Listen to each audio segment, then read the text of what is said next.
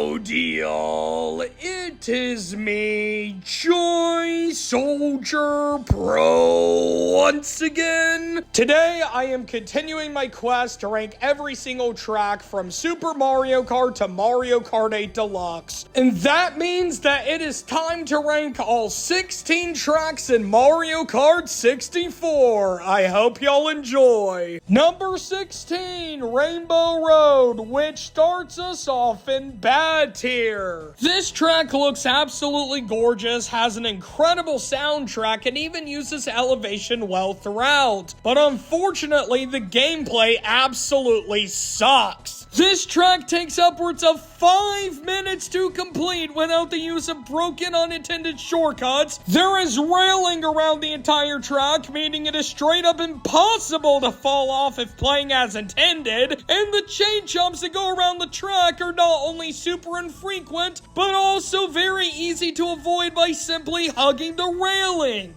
It pains me to rank a Rainbow Road track so low, but this one is straight up miserable to race on. Number 15, Wario Stadium. This track has a similar issue to Rainbow Road in that it is simply too long, clocking in at about 4 minutes, during which time the track offers next to no variety in gameplay. There are some bumps to go off of and some twisty turns, but overall much of the track has essentially nothing going on. The climax of the track is meant to be the massive jump as you go over a previous portion of the track, but due to the practically non-existent build-up to the jump, the entire climax simply feels very underwhelming. Additionally, failing the jump will result in you having to redo the most boring and drawn-out portion of this boring and drawn-out track, which definitely sucks. Credit where credit's due, however, the soundtrack is an absolute banger! That doesn't save the track, but it would be a crime to not mention it. Number 14, Luigi Raceway, which brings us up to mid-tier. This is the opening track for Mario Kart 64, and given what Super Mario Kart offered, I expected a fairly forgettable circuit track, and oh boy, that's what we get. The turns are slightly inclined, there's a tunnel to drive through, you can make a shortcut through the off-road, and there are fans watching you by the starting line, but overall this is simply a forgettable starter track that really doesn't have much notable about it. Honestly, the most interesting thing on this entire track is the fact that there's a hot air balloon that has an item box that gives you a guaranteed blue shell regardless of what place you're in.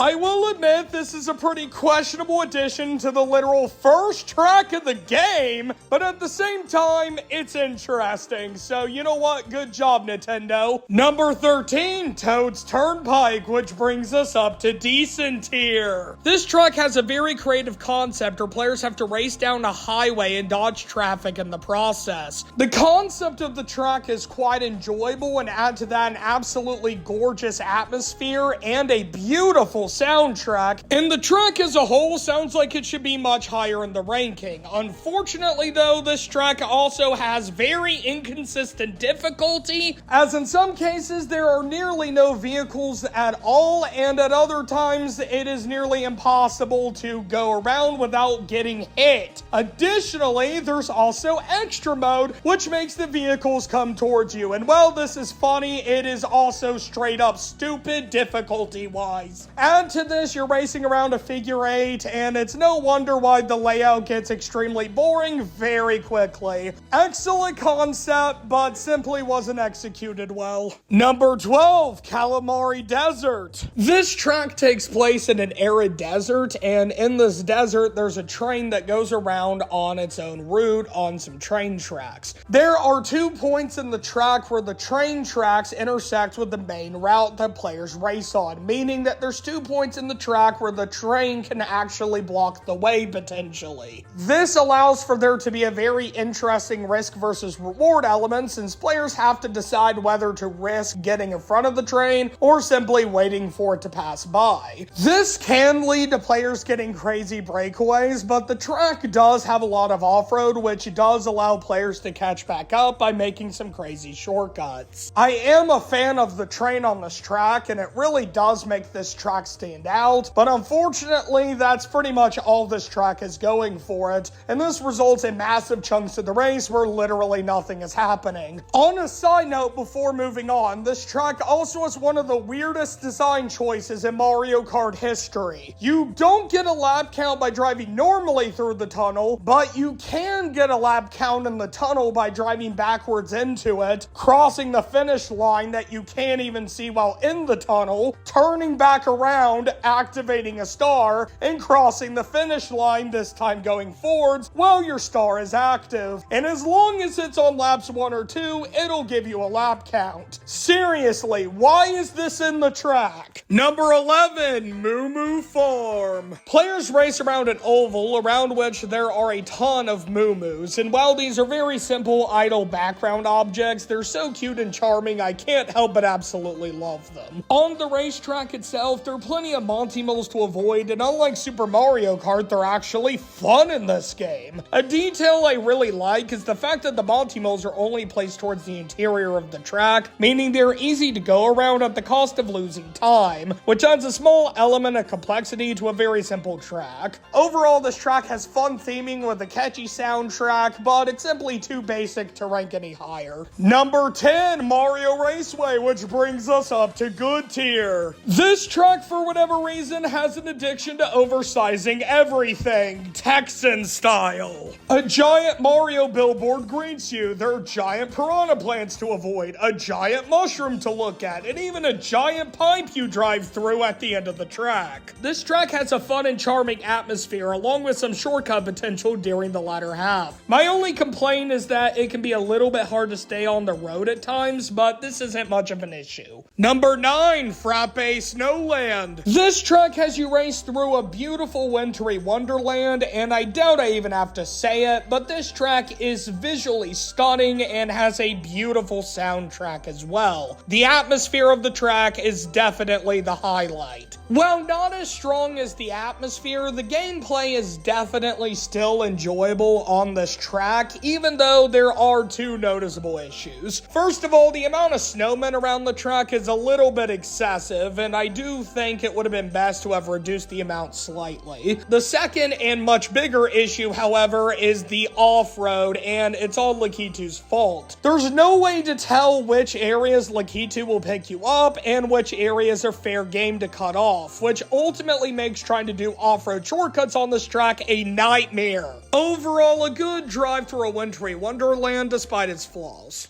Number 8, Sherbet Land. Sorry if my pronunciation sounds terrible on this. I've always pronounced it Sherbet Land, but apparently that's not how you're supposed to pronounce it. This track has a wintry aesthetic similar to Frappe Snowland, but instead of a snowy aesthetic, this track instead favors an icy aesthetic. Players race around ice which surrounds a lake, and this is all surrounded by icy mountains. And I really love the small detail of how you can see your player's reflection in the ice and how you'll freeze if you fall into the water. Instead of snowmen, this track instead has penguins, which I prefer since 1, they move around, and secondly, let's be real here, they're extremely cute. There's even a giant penguin on its own island watching you, which is awesome. The best part of the track is definitely the ice cave you have to drive through, not only because it looks so incredible visually, but also because you have to decide how to route your way through it, which is somewhat interesting.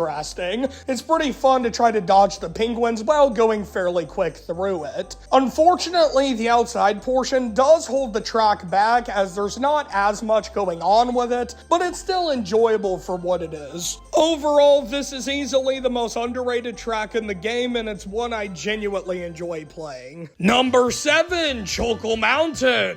This track takes place in a giant mountain made of chocolate, and it's your job to explore it. This track has a variety of turns, big bumps towards the end of the track that are ridiculously fun to mushroom over, a giant boulder section that's easily the climax of the track and that's a thrill to go through, and of course the constant mist in the background, which adds an element of suspense to this really interesting track. Add to that a very fun soundtrack, and this track is really just a great time. time. My biggest complaint with this track is definitely the ending and how there's not any railing immediately following the boulder section. This means you can fall and have to redo part of the track, and while the part you're redoing is much more interesting than on Wario Stadium, it still is not a design choice I'm very fond of. Number 6, Banshee Boardwalk.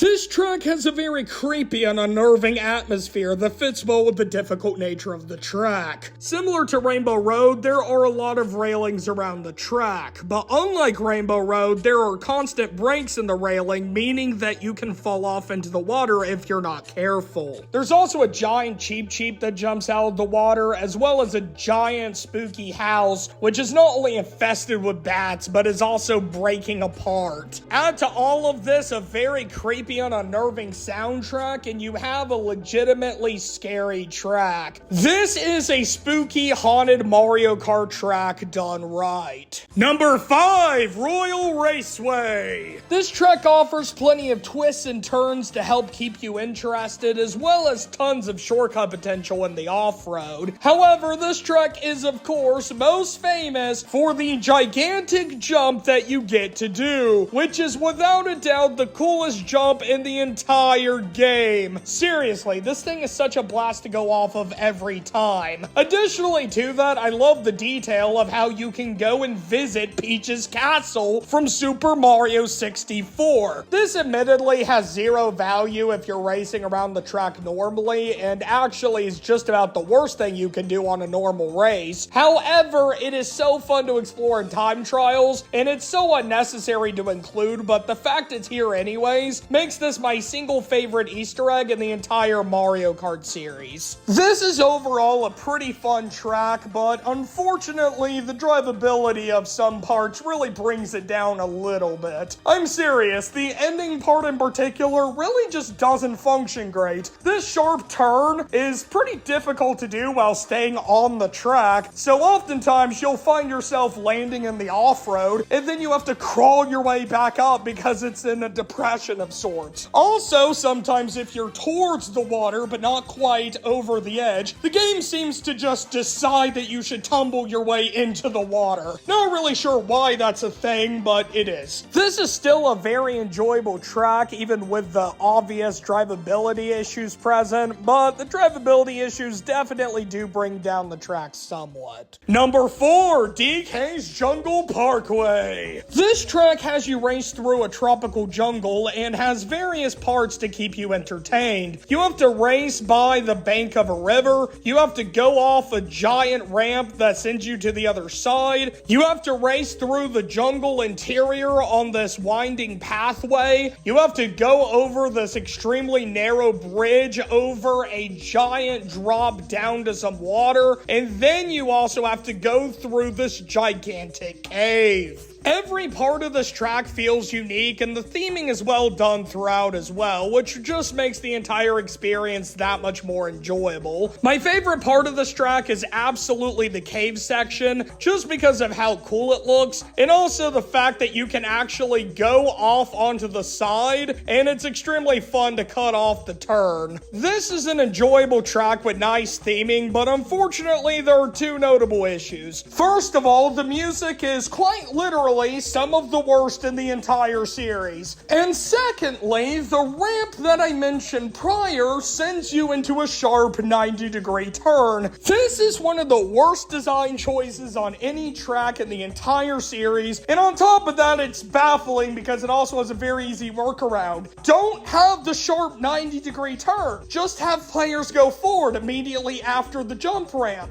and simply have them go into the interior of the jungle a little bit sooner. Is it really that difficult? I don't think so, Nintendo. What were you thinking with the 90-degree turn? Number 3, Koopa Troopa Beach, which brings us up to Amazing Tier. This track takes place on a giant tropical island which is owned by Koopa Troopa. And this is clear not only by the track name, but also by the giant Koopa-shaped rock at the start of the track, which I love the inclusion of. This track has some crabs to avoid, a tide that goes in and out, and an absolutely beautiful soundtrack. The best part is definitely the cave shortcut, which is easily one of the best intended shortcuts in the entire series since it has good difficulty to get into, looks beautiful, and even gives you an epic exit as you get to drive through a waterfall. I'm not a fan of how ramming into the trees will cause you to spin out, and I also am very confused as to why the ramps look like boost ramps when they literally are not boost ramps, but neither of these issues take away from the charm of this track. This is a beach track done right, and it is proof that simplicity can be amazing when executed well. Number 2, Yoshi Valley, which brings us up to Fantastic tier. This is hands down one of the most unique tracks in the entire Mario Kart series. There are a total of 6 routes players can take through this maze of pathways, and it's so ridiculous the game itself can't even determine who is in what placement, resulting in your placement for the entire duration of the race being unknown. I love this detail as it intensifies the chaotic and mysterious nature of the track. Some paths are faster, some paths are more difficult, and some routes are simply more scenic. This forces players to account for the pros and cons of each route and to plan accordingly based on their playstyle. Eventually, all the paths merge together, and then players are on a long linear stretch where they must dodge a giant Yoshi egg, and where some shortcuts can be done by either exploiting the off-road at the end of the track or by jumping over this gap. I do hate the painfully long respawn times, and I'm not the biggest fan of the track visually either. But regardless of these flaws, the track is so creative and unique that I absolutely love it. While I do love Yoshi Valley, it isn't my favorite track in this game. There is one track that stands out among the rest, and that track is number 1, Bowser's Castle, which receives the honor of being the very first masterpiece track of the Mario Kart series. This track is truly incredible. Most Bowser Castle tracks go for a fiery and energetic vibe, but this Bowser Castle track is different, instead favoring a genuinely disturbing vibe of creepy eeriness. You are having to race in a labyrinth surrounded by an ocean of lava that emits a hellish red glow onto the castle. Inside, you find a giant Bowser statue that breathes fire, rooms filled with thwomps that taunt you as you race, a green thwomp named Marty who is in prison for unknown reasons, a giant staircase downward with Bowser portraits lining the walls, garden areas with grass and bushes, and bridges that progressively get more narrow and closer to the lava you fear.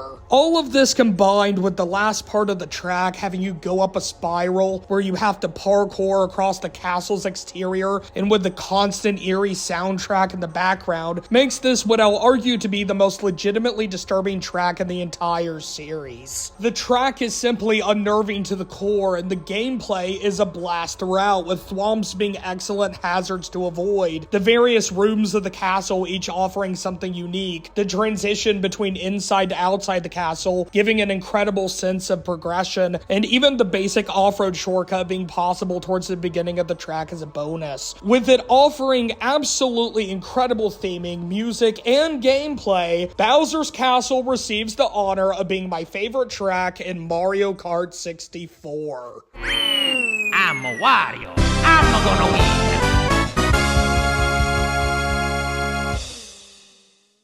That's all for the track ranking, which means it is time to look at the track tier list for Mario Kart 64. Breaking it down, there are 2 bad tracks, 1 mid track, 3 decent tracks, 7 good tracks, 1 amazing track, 1 fantastic track, and 1 masterpiece track. More than anything else, I was surprised that nearly half the track selection ranked in good tier, and I also found it hilarious how the top 3 tracks all managed to be the top 3 tiers. The last thing worth noting is Rainbow Road in last place, which is a huge anomaly compared to the rest of the series, as I typically love Rainbow Road tracks.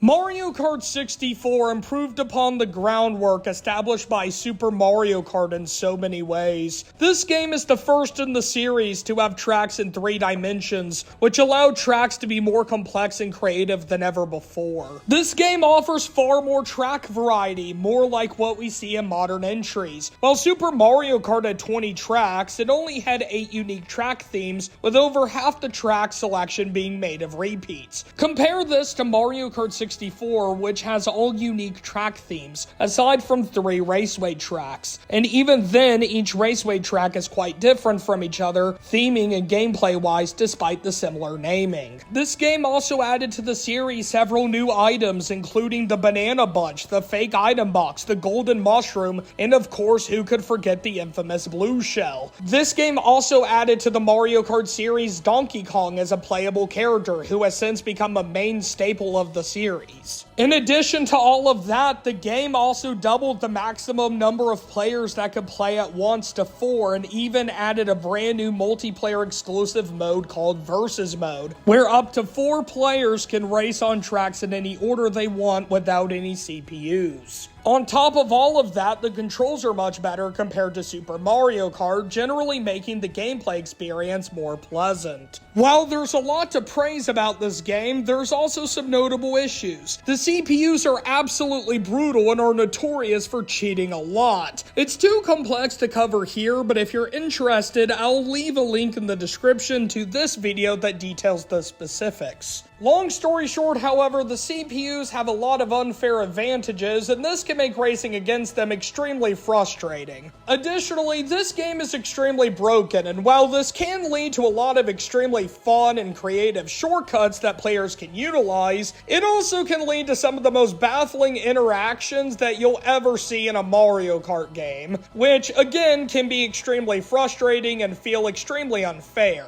My final complaint that I have is Extra Mode, which I really see as a pointless addition. More content is nice, but this mode really doesn't do much of anything. It literally just flips all the tracks, with left being right and right being left, and honestly, I have never understood the appeal of this. The change on Toad's Turnpike where all the vehicles come towards you is really awesome, but every other track feels barely impacted at all by this mode. I do like the idea of adding more content to the game, and admittedly, this is a pretty interesting idea on paper, but in execution, as a standalone mode that you have to unlock, it honestly feels like unnecessary filler. It's hard to overstate just how important Mario Kart 64 is to the Mario Kart series we know today. Super Mario Kart started the Mario Kart series, but Mario Kart 64 really refined it into something more similar to a modern entry. I overall enjoy my time playing this game, and while I wouldn't go out of my way to play it, if the opportunity to play it with some friends came up, I would absolutely take advantage of it. If you do decide to play this game, I highly recommend doing so with friends and sticking to Versus Mode, since that way you can play whatever tracks you want in any order, and you also don't have to deal with any stupid CPU shenanigans. I do recommend you play Mario Kart 64 if the opportunity arises, and I want to thank this entry for really refining and showing the true potential of a series I love so dearly. Anyways, that's all I got for Mario Kart 64. Tune in next time for when I cover